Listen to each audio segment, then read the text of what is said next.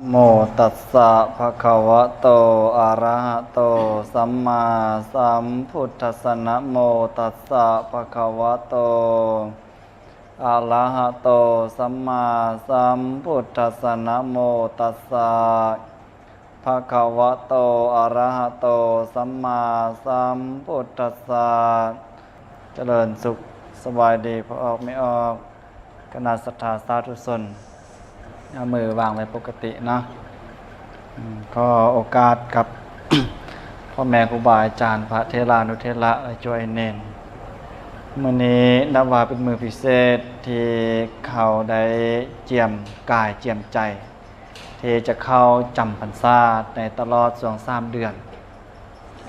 จะเห็นได้ว่าในงานบุญเข้าพรรษานี้เป็นบุญที่ชาวพุทธเฮานับว่าเป็นบุญได้บุญที่พระภิกขุสงฆ์องค์เจ้าที่อยู่ทุกสารทิศได้รวมตัวกันอยู่วัดใดวัดหนึ่งอยู่ในอาวาสแห่งใดแห่งหนึ่งและพระภิกขุสงฆ์มารวมตัวกันแล้วชาวพุทธเฮาออกตนญาติโยมศรัทธาหรือว่าไอ้โจไอ้เนนตลอดจนพระสงฆ์องค์เจ้าก็ยอมจะได้ มีโอกาสในการให้ทานกับพระผู้ที่มาจากทิศทั้งสี่มาอยู่จำพรรษานั้นแม้แต่พระสงฆ์องค์เจ้าก็ยอมจะมีโอกาสในการให้โอวาทซึ่งกันและกันยอมจะมีโอกาสในการถวายความรู้ให้ซึ่งกันและกันและแบ่งปันความรู้ให้กับไอ้จัวไอ้เนนผู้ที่มีความใฝ่เหียนใฝ่รู้ในเรื่องการจำพรรษาเนี่ยนะบางคนก็มีความเข้าใจว่าในช่วงเข้าพรรษานี้เขาจะตั้งใจปฏิบัติธรรมตั้งใจรักษาศีลไอ้ความจริงนั้นเข้าพรรษากะหักษาใดออกพรรษากะหักษาใดจะเห็นใดในกรณีที่ว่ามีพระเถระองค์หนึ่งชื่อว่าพระจักขุบาลพระจักขุบาลเถระนี้ในช่วงระยะจำพรรษาตลอด3 เดือนขมักเขม้นต่อการปฏิบัติธรรมคือสัจจะอธิษฐานก็คือว่าคนเฮาทั้งหลายที่นั่งอยู่ณที่นี้นะตลอดจนสร้างมันสนทั่วไปในโลกนี่มีอิริยาบถทั้งหลาย4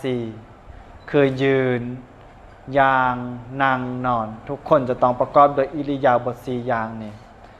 แต่พระมหาเถระชื่อว่าจักขุบาลตั้งสัจจะอธิษฐานใน3 เดือนเนี่ยจะใส่อิริยาบถเพียงแต่3 อย่างคือยืนย่างนั่งและจะบ่นอนด้วยความขมักเขม้นอยากจะปฏิบัติธรรมให้ได้บรรลุเป็นพระอรหันต์เดือน1ผ่านไปเดือน2ผ่านไปจนเกิดโลกาพาธคือเกิดโรคทางตาเป็นเหตุให้พระเถระองค์นี้ต้องตาบอดเพราะบ่ยอมเอาร่างแตะพื้นนอนนั่งในท่าเดียวในขณะเดียวกันจักขุประสาทคือตาของพระมหาเถระองค์นี้บอดไปแต่จักขุปัญญาเกิดขึ้นได้ดวงตาเห็นธรรมแม้แต่ดวงตาภายนอกเป็นดวงตาที่อาศัยจักขุอาศัยประสาทอาศัยธาตุทั้งสี่มารวมตัวกันเป็นหูเป็นหางของจักขุตาและก็จักขุวิญญาณกระทบกันแต่พระเถระนี้มีในตาอันบอดแล้วบ่เคยคิดเสียดายเนื่องจากว่าเป็นผู้ที่ได้เข้าถึงธรรมได้บรรลุเป็นพระอรหันต์ได้บรรลุเป็นพระผู้ที่พ้นจากความทุกข์กิจในพรหมจรรย์นี้สิ้นสุดแล้วจะเห็นได้ว่าพระสงฆ์องค์เจ้าตลอดจนออกตนญาติโยมศรัทธาทั้งหลายเวลาได้รับฟังพระธรรมคำสั่งสอนจากพระสัมมาสัมพุทธเจ้าถ้าพระองค์ได้บรรลุธรรมในขณะนั้นถ้าสามเณรตนได้ปฏิบัติธรรมและได้บรรลุธรรมในขณะนั้นก็จะเปล่งวาจาออกมากิจในพรหมจรรย์นี้สิ้นสุดแล้วการศึกษาได้สิ้นสุดแล้วกิจอื่นที่จะต้องกระทำบ่มีแล้วฉะนั้นในทางพุทธศาสนามีคติถือว่าตราบใดยังบ่ได้บรรลุเป็นพระอรหันต์ตราบนั้นการศึกษาจะต้องมีอยู่ต่อเนื่องนิดเพราะว่าภพนี้และภพต่อๆไปถ้าได้บรรลุเป็นพระอรหันต์เมื่อใดเมื่อนั้นคือจบการศึกษาแล้วได้ปริญญาแล้วแต่ปริญญาตรีปริญญาโทปริญญาเอกที่ให้กันนี้ยังบ่ทันจบเทื่อตราบใดยังบ่ได้เป็นพระอรหันต์ตราบนั้นการศึกษายังต่อเนื่องไปในทางพุทธศาสนาจะมีคติว่าถ้าเป็นพระอรหันต์เมื่อใดเมื่อนั้นสิ้นสุดการศึกษาคือจะบ่ต้องมาเวียนว่ายตายเกิดอีกตื่น อาตมาจะได้หยิบยกเอาเรื่องพระเจ้าประเซนทิโกศลกล่าวคือว่าสาวพุทธามีความศรัทธาต่อพระพุทธเจ้าเป็นยั่งพระผู้ที่เราบ่เคยเห็นพระผู้ที่เราบ่เคยฮู้จักบ่เป็นทายาทบ่เป็นญาติสนิทมิตรสหาย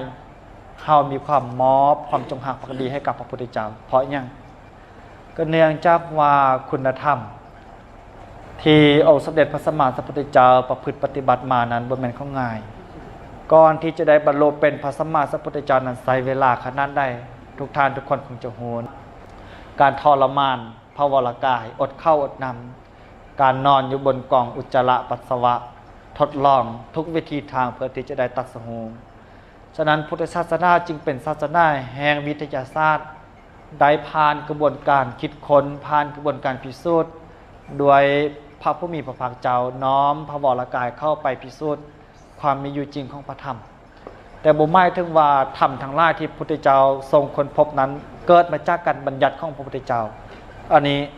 บ่ได้เป็นแบบนั้นคำซ่อนทั้งหลายที่พุทธเจ้าทรงนำมาเผยแผ่น่ะพุทธเจ้าเคยตัดไว้แล้วถึงพระองค์จะบ่เกิดขึ้นมาในโลกนี้ก็ตามถึงพระองค์จะบ่อุบัติขึ้นมาในโลกนี้ก็ตามสัจธรรมความจริงคือไตรลักษณ์อนิจจังทุกขังอนัตตายอมมีปรากฏอยู่ในโลกนี้พุทธเจ้าเป็นเพียงผู้ที่มาค้นพบสัจธรรมเหล่านั้นแล้วมาเปิดเผยให้กับสาวโลกได้รับรู้มาชี้แจงให้กับชนผู้ที่มีดวงตาชี้แจงให้ผู้ที่มีธุลีในตาน้อยคือมีกิเลสในตาอันเบาบางผู้ที่มีปัญญายอมจะเห็นตามสัจธรรมที่พระพุทธเจ้าได้แสดงไว้แล้วแต่ด้วยคุณธรรมเหล่านี้แหละที่เฮาเฮ็ดให้เฮามีความศรัทธาแม้แต่พระเจ้าเปอร์เซ็นต์ที่กศลก็เช่นเดียวกันพระเจ้าเปอร์เซ็นต์ที่กศลนี้เป็นผู้ที่มีความศรัทธาในพระพุทธเจ้าอย่างยิ่งขนาด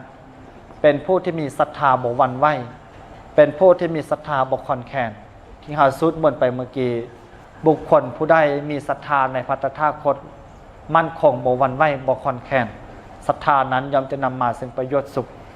แต่ศรัทธาที่ท่านทั้งหลายนั่งอยู่นี่ยังจัดว่าเป็นศรัทธายังบ่มั่นคงแท้เทื่อเป็นศรัทธาประดุจดังปุ๋ยไฟเป็นศรัทธาประดุจดังปุ๋ยนุ่นลมพัดมาย่อมจะปลิวไปสันได้แต่เฮ็ดจะได้ให้เฮาศรัทธาเฮาจะมั่นคงคือต้องมันเจริญกุศลอยู่เนืองๆมันพัฒนาจิตใจอยู่เนืองๆสำละความโลภความโกรธความหลงความตนีทีเหนี่ยวความติดสนุกสุขสบายออกจากจิตจักใจไปเข้ามาศึกษาพระธรรมเข้ามาศึกษาสิ่งที่จะเป็นแก่นสร้างสาระให้กับชีวิตจึงจะเป็นผู้ที่มีศรัทธามั่นคงอย่างเช่นพระเจ้าเปอร์เซ็นต์ที่กศลมีศรัทธาในพระพุทธเจ้ามีเทื่อหนึ่งพระพุทธเจ้าเสด็จประทับอยู่ในพระราชวังของพระเจ้าเปอร์เซ็นต์ที่กศลเมื่อพระเจ้าเปอร์เซ็นต์ที่กศลทอดพระเนตรเห็นพระพุทธเจ้าแลนเข้าไปแต่ไก่ไปบีบตีนพระพุทธเจ้าไปบีบพระบาทพุทธเจ้านวดตีนพระบาทพุทธเจ้าแถมยังบ่พอจุมพิษพระบาทพุทธเจ้าโหบ่จุมพิษคือหยังคือการน้อมพระวรกายศีรษะไปจูบพระบาทพระพุทธเจ้าด้วยความเคารพศรัทธาในอินเดียจะมีประเภทนี้แบบนี้ ก็คือว่าจะมีการไปแตะเอาตีนบุคคลผู้ที่มีความเคารพแล้วก็มาแตะหัวก็เป็นการข้อพรพระเจ้าไปเส้นทิพย์กศลนี่ก็เป็นนวดพระบาทพุทธเจ้าแล้วก็จุมพิษพระบาทพุทธเจ้ากระทำมาดูก่อนมหาราชทรงกระทำแบบนี้นะมีเหตุอันใดมีเหตุอันใดจึงมานวดพระบาทของตถาคตมีเหตุจะได้ซึ่งเอาพระวรกายเอาพระโอษฐ์มาจุมพิษพระบาทของเฮาพระเจ้าไปเส้นทิพย์กศลก็บอกว่าด้วยความเคารพในศาสนาของพระพุทธเจ้าด้วยความเคารพนึกจักว่าบรรดาสมณพราหมณ์ทั้งหลายเหล่าอื่นนั้นเป็นผู้ที่บริโภคอาหารอิ่มน้ำสำราญแล้วแถมบ่พอยังบำรุงบำเรอตนด้วยกามราคะบำรุงบำเรอตนด้วยกิเลสตัณหาหูเสียงกินรสโผฏฐัพพะธรรมารมณ์แต่ภิกษุในธรรมวินัยของพระพุทธเจ้านี้เป็นผู้ที่นอนน้อยสั้นน้อยเป็นผู้ที่ปฏิบัติหลายขมักเขม้นต่อการปฏิบัติธรรมบ่เคยว่าจะเป็นผู้ที่มุกม่นต่อกับกามราคะอันนี้มุ่งหมายเอาพระอริยสงฆ์เป็นตนด้วยความศรัทธาเช่นนี้แหละจึงน้อมพระวรกายมีความเลื่อมใสในพระพุทธเจ้าซึ่งมีหลายข้อด้วยกัน จะมีโอกาสจะเล่ารายละเอียดอีกเต็มทีหนึ่งไว้เรื่องของการเข้าพรรษาน่ะก็บ่มีมันยังไล่เป็นการที่ให้เรามาตั้งจิตตั้งใจสละเวลาอันมีคุณค่ามาศึกษาในเรื่องของคันธทุระวิปัสสนาธุระฝึกจิตฝึกใจให้เกิดดอกออกผลใช้เวลา3 เดือนให้เกิดคุณค่าพอออกไม่ออกพอข้าวไม่เข้าที่จะสละความสนุกสุขสบายส่วน1 มือ2 มือเนี่ยมารักษาศีลอุโบสถการรักษาศีลอุโบสถเนี่ยมีอานิสงส์หลายขนาดมีอานิสงส์หลายมหันต์บรรดาพระโพธิสัตว์ทั้งหลายในทุกภพทุกชาติที่เกิดเป็นพระโพธิสัตว์ส่วนหลายจะรักษาศีลอุโบสถจะเห็นในว่าถ้าบุคคลใดรักษาศีลอุโบสถจนเนืองนิดแล้วสวรรค์วิมานย่อมเป็นที่จะไปก็เป็นเหตุเป็นใจจะเฮ็ดให้ได้เข้าใกล้พระพุทธศาสนายิ่งขึ้นไปแล้วก็ให้ใช้เวลาช่วงสั้นๆเนี่ยให้ฝึกฝนฝึกหัดพัฒนาให้เกิดดอกออกผลแท้ๆให้จั่วไอเน้นคือกันเวลาช่วงเข้าพรรษาให้ตั้งใจศึกษาบ่ว่าจะศึกษาเรื่องของคันธทุระก็ดีวิปัสสนาธุระก็ดีให้มันเกิดดอกออกผลตั้งสัจจะอธิษฐานเลยภายในพรรษานี้จะเฮ็ดมันยังแด1จะบ่กินข้าวแลงจะบ่ฆ่าสัตว์จะบ่ตบยุงสิ้น10น่ะตั้งอธิษฐานรักษาให้ได้ภายใน3 เดือนน่ะฝึกฝนฝึกหัดพัฒนาถ้าผู้ใดบ่ฝึกบ่หัดบ่พัฒนาแล้วก็บ่ต่างหยังกับประดุจดังสัตว์เดรัจฉานมนุษย์นั้นจะประเสริฐใดบ่ได้ประเสริฐย้อนศาสตร์กำเนิดประเสริฐอยู่ที่การฝึกประเสริฐอยู่ที่การฝนตนเองพัฒนาตนเองบ่แม่นว่าเกิดมาแล้วโวยวายว่ากูเป็นสัตว์ประเสริฐบ่ได้แม่นจะประเสริฐใดอยู่ที่การฝึกหัดพัฒนาตนฉะนั้นภายใน3 เดือนเนี่ยให้ตั้งสัจจะอธิษฐานอย่างน้อยสิ้น10รักษาให้ได้ถ้าผู้จางรักษาสิ้น10ได้จะเป็นกุศลอย่างยิ่งจะเป็นกุศลมหาศาลคุณธรรมขั้นพื้นต่ำของสามเณรคือสิ้น10กับแท้ขียวัตรรักษาให้ได้เรื่องมารยาทของสามเณรพอข้าวไม่ข้าวก็สิ้น8เนี่ยก็ตั้งสัจจะอธิษฐานรักษาให้ได้เลีกเลี่ยงจากสิ่งอันเป็นเหตุเป็นปัจจัยจะรบกวนต่อการปฏิบัติธรรมต้องกำจัดปริโภทออก1คันอาวาสปริโภทคือความกังวลเรื่องครอบครัวต้องตัดให้ได้ถ้ามาปฏิบัติธรรมแล้วยังกังวลเรื่องอาวาสปริโภทกังวลเรื่องเฮือนเรื่องซ่านอยู่น่ะปฏิบัติธรรมบ่เจริญเพราะยังมานั่งสมาธิอยู่โลกูจะกินยังหนอล้านกูจะกินยังหนอไพ่น้อจะเบิ่งเฮือนกู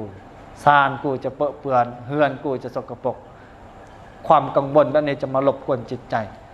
เมื่อตัดความกังวลแบบนี้บ่ได้แล้วการปฏิบัติธรรมยังจะบ่เจริญอันนี้คืออาวาสปริโภทและให้โลคาปริโภทถ้าบุคคลได้มีความเจ็บความป่วยโรคภัยแค่เจ็บก็ให้ตัดให้ได้ถ้าสั้นยาบริโภคยากินยาบ่ให้แล้วให้วางใจให้เป็นกลางให้ก็ได้ตายก็เอาหลวงปู่สาเด็ดเดียวกับการปฏิบัติธรรมปฏิบัติธรรมอยู่ในป่าเป็นไข้เลือดออกไข้มาลาเรียบ่มียาจะให้กินสู้กับการปฏิบัติธรรมภาวนาเป็นยาให้ก็ได้ตายก็เอาตายเป็นตายให้ก็ดีตายก็เอานั่งขมักเขม้นต่อการปฏิบัติธรรมสุดท้ายก็ต่อสู้โรคภัยแค่เจ็บใดถ้าไปศึกษาประวัติพ่อแม่ครูบาอาจารย์หลายๆเพิ่นตัดปริโภททั้ง10ประการนี้ออกให้ได้คันธาปริโภทคือการศึกษาหำเหียนถ้าจะปฏิบัติธรรมให้ได้แต่ก็ต้องตัดปริโภททั้ง10นี้ให้ได้จึงจะเกิดดาวออกผลฉะนั้นช่วง3 เดือนเนี่ยให้ฝึกฝนฝึกหัดพัฒนาให้ได้แท้ๆตื่นสมาธิแล้วก็นั่งเจริญสมาธิการเจริญสมาธิถ้าบ่ปฏิบัติต่อเนื่องแล้วสมาธิก็จะขาดให้ต้องให้มันต่อเนื่องเหมือนดังเปิดน้ำน่ะถ้าเปิดแล้วปิดเปิดแล้วปิดก็จะบ่ต่อเนื่องถ้าปล่อยมันต่อเนื่องมันจะเห็นความนิ่งความละเอียดของสายน้ำน่ะมันไล่น้ำเลิกมันจะไล่นิ่งเฮาเบิ่งไกลเมื่อนั้นมันหยุดแต่ความจริงมันไล่จิตก็คือกันถ้าเฮาภาวนาแล้วมื้อนี้ภาวนามื้ออื่นตอนซ้ายขี้คานปล่อยเวลาไปคุกคีกับหมู่กับครูการภาวนาบ่ต่อเนื่องเมื่อมาภาวนาใหม่ก็นับ1ใหม่คือเก่าฉะนั้นการเจริญสมาธิต้องให้ต่อเนื่องรักษาอารมณ์สมาธินั้นให้ต่อเนื่องเวลามานั่งสมาธิปุ๊บเข้าสมาธิได้ทันทีเลยเดินจงกรมปุ๊บเข้าสมาธิได้ทันทีเลยการที่ว่าบุคคลได้ถ้าได้เข้าถึงสภาวะแห่งความเป็นสมาธิแล้วจะได้บาดท่านในความเป็นสมาธินั้นอย่างเช่นถ้ามานั่งสมาธิเนี่ยถ้าบุคคลได้เคยเข้าถึงสภาวะแห่งความเป็นสมาธิบ่ว่าจะเป็นคานิกะสมาธิอัปปนาสมาธิหรืออุปจารสมาธิก็ตามเขาจะหูบาดท่านของมัน ประดุจดังคนที่เคยเดินทางไปทางได้ทางหนึ่งแล้วมีความสำนาญในทาง การนั่งสมาธิก็เช่นเดียวกันถ้าเข้าถึงสภาวะความสงบแล้วมานั่งปุ๊บจะยกจิตขึ้นสู่อารมณ์สมาธินั้นทันทีเลยเมื่อยกจิตขึ้นสู่อารมณ์สมาธิปุ๊บความละเอียดทางลมก็จะมีเมื่อลมละเอียดแล้วกายก็จะละเอียด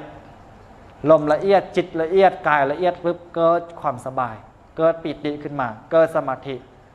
ถ้าฝึกฝนพัฒนาไปเบิ่งไปเกิดเวทนาก็ฮู้ว่าเวทนาเกิดความสุขปิติขึ้นก็ให้ฮู้ว่ามีความสุขถ้าปฏิบัติไปตอนเนื่องจะเห็นการเกิดขึ้นและดับไปของไตรลักษณ์จะเห็นการเกิดขึ้นตั้งอยู่ดับไปของไตรลักษณ์คืออนิจจังทุกขังอนัตตาจะเห็นเป็นสภาวะธรรมถ้าบุคคลได้พัฒนาถึงขั้นนี้แล้วแสดงว่าได้เข้าถึงแนวทางจะเดินเข้าสู่มรรคมีองค์8จะเดินทางเข้าสู่การตัดสโหเป็นพระอริยบุคคลคือการเห็นการเกิดดับของรูปนามเป็นการเข้าถึงวิปัสสนากรรมฐานการมาปฏิบัติธรรมนั่งสมาธินี้เป็นการยังใจให้สงบเอิ้นว่าสมถกรรมฐานสมถกรรมฐานสมาธิเนี่ยนั่งสงบกิเลสจะบกคาดให้เป็นการข่มกิเลสไว้ข่มนิวรณ์ไว้ประดุจดังเอาหินทับหญ้านั้นบ่ตายถ้ายกหินออกขึ้นมาได้หญ้าก็จะงอกเงยขึ้นทันทีงามกว่าเก่าก็มีถ้าใดนำฝนใดฤดูใดกาลการจะตัดกิเลสใดต้องถึงขั้นเดียวก็คือต้องเข้าถึงวิปัสสนาคือเจริญสมาธิเจริญสมถะเจริญวิปัสสนาให้หูเห็นกฎของไตรลักษณ์กฎของการเกิดขึ้นตั้งอยู่ดับไปของร่างกายของสังขารของวิญญาณฉะนั้นพรรษานี้ให้ตั้งจิตตั้งใจให้เห็นพ้นแท้ๆอย่างน้อยนี่ให้เข้าถึงสภาวะของเป็นสมาธิพวกท่านทั้งหลายน่ะวุ่นกับครอบครัวมานานแล้ววุ่นกับลูกกับเตามาดนแล้วทรมานกับชีวิตครอบครัวมานานแล้วเอาเวลาว่างเอาเวลา2-3 เดือนเนี่ยหาโอกาสให้รางวัลชีวิตตนเองเติมอาหารใจให้กับตัวเองเติมพลังชีวิตให้กับตัวเองสร้างเสบียงให้กับตัวเองเนื่องจากว่ายามเมื่อตายไปแล้วบ่มีไผจงหอบหิ้วทรัพย์สินเงินคำแม้แต่พวกเมียลูกที่หักก็บ่ไปนำใดมีแต่บุญและบาปซ่องสิ่งเท่านี้จะตามตือทันไปฉะนั้นให้หิบเล็งหิบฝึกหัดพัฒนาเจียมเสบียงไว้เลี้ยงตัวก่อนที่จะจากโลกนี้จึงจะเป็นบุญเป็นกุศลจึงจะมีคุณค่ามีราคากับเฮาที่ได้เกิดมาเป็นมนุษย์อย่างน้อยให้มีกุศลนี้ต่อยอดไปสืบไปก็มื้อนี้ก็คิดว่าเห็นสมควรแก่เวลามื้อหน้าจึงจะอบรมกันใหม่เนาะแล้วก็จะได้เข้าสู่วาระการแบ่งเวียกแบ่งการกันในลำดับต่อไปขอให้ทุกท่านทุกคนจงเป็นผู้ที่ขมักเขม้นต่อการประพฤติวัดปฏิบัติธรรมให้ช่วง3 เดือนนี้จงเห็นดอกออกผลในเรื่องของการศึกษาก็ดีเรื่องการปฏิบัติธรรมก็ดีให้เป็นผู้ที่มีดวงตาเห็นธรรมของพระสัมมาสัมพุทธเจ้าทุกท่านทุกคนเทอญ